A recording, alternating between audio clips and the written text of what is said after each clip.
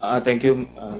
I have a few clarificatory questions addressed to Engineer Echanova. Apo. Ito pong building in question, balik ako rin sa building in question, yung parking building. Apo. Split into 5 phases. Apo. 5 different biddings. Apo. Tama po yun? Apo. Ano po yung may personal knowledge kayo ron? Yung first and second po, Senator. First and second. Okay. Apo. Yung sinabi mo ang utos sa'yo gaya ng dati panalunin ng Hillmarks. Apo. So, ibig sabihin nun, nung time na yun, nung sinabi, that is for phase 1. Tama po yan? Apo. So, bago yung phase 1 bidding, marami ng projects ang Hillmark sa Makati? Kasi gaya ng dati. Kung sinabing gaya ng dati, sabihin, napapanalo na ninyo before ang Hillmarks. Apo. Mga ilang beses po? At saka para saan po? Anong proyekto? Halimbawa, yung hospital po, tapos yung mga ibang projects po sa UMAC. Building. Buildings po. Building. Okay, ito po sinabi nyo po na kayo na rin ang nag-produce ng Kalaban. Apo. Ito ba yung, maalala nyo ba yung mga pangalan? Meron ako dito mga J. Bros Construction. Yan ba yun? Alala mo? Opo. ITP Construction. Yan po ba? Apo. Ito ba yung mga tunay na kumpanya? Tunay. Tunay naman po. Paano nyo ito nakukuha? Galing na rin po sa kanila yan eh. Tapos kinuha namin. Sino rin kanila? Sino sa kanila? Hillmarks po. Aso sila nagbigay ng pangalan na ito? Aha. Kasi ang tatanong ko sana nga sa'yo, yung pagpabor ba sa Hillmarks, alam nila na pinapaboran sila. So kung galing sa kanila, alam nila. Alam po nila. Kasi nakita ko po yung lamang eh. Ang winning bid ng Hillmarks, bali, doon sa phase 1, mas mababa lang ng 317,000 sa second bidder, and then mas mababa ng 530,000 sa third bidder. So ganun kadikit yung bidding, pero yung mga numerong yun, ano lang pala yun? Apo. Paperwork na, ano lang yan? Desktop, ano na lang yun? Estimates. Apo. Para lumabas lang na mas mataas sila. Opo. So, ginawa nyo pang close fight. Apo. Dikit eh. Apo. Para exciting? Hindi naman po. Para lang mas mataas sila. Para lang talaga mas mababa lang po yung Hillmarks. Oo nga, pero dikit eh. Apo. Pwede nyo kasing pwede nyo ginawang milyon ng diferensya. Anyway, napansin ko lang po yan. Ano? So, ito pong mga J. Bros Construction and ITP Construction. Siyempre, nagsabit din yan ng mga dokumento na pirmado ng kanilang tunay na mga board or mga officers. Opo. So, alam nilang kasali sila sa palabas? Opo. Na bidding? Opo. Alam nila? I-prepare lang namin yung papel nila tapos saka nila pipirmahan. Okay. Anyway, kukunin na lang natin sa SEC yung mga identity nitong mga incorporators and officers ng two companies. Senator Trillanes? Thank you, Mr. Chairman. Ulitin ko lang ulit, lahat ng bidding sa Makati ay niluluto sa favored contractors o favored bidder. Opo, Senador.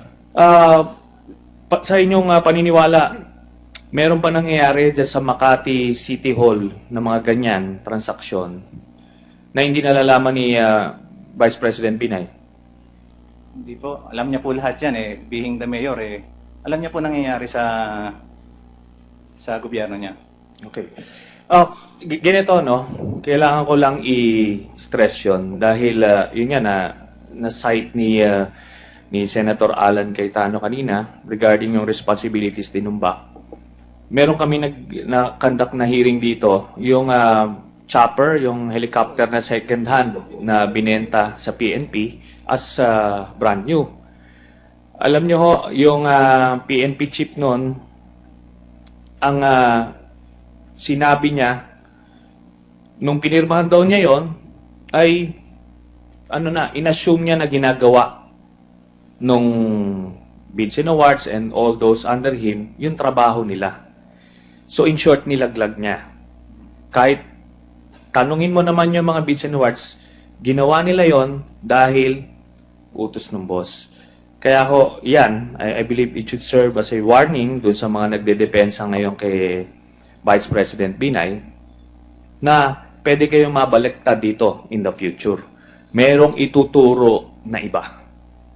Kasi nangyari na po yun dito. Malaking transaksyon Sila naman kumita, hindi naman yung mga nasa ilalim, pero na nagkaipitan, ang tinuturo yung nasa ilalim. Kasi sila daw ministerial lang. So that should be a something that we should seriously consider. Now, Mr. Chairman, I will ask a few questions to the city administrator. Can I interject something, Okay. Senator Trillanes? Yes, Mr. Chairman. Engineer De La Peña, kilala niyo ba si Engineer Mario Echanova? Yes, Your Honor. Siya yan. Yes, Your Ang Honor. nasa harap natin ay si Engineer Mario Echanova na dati ay naging empleyado sa city government, dating GSO, dating back vice chairman. Siya po yan. Yes, Your Honor. Okay. That's all I want to know, to ask. Senator Trillanes.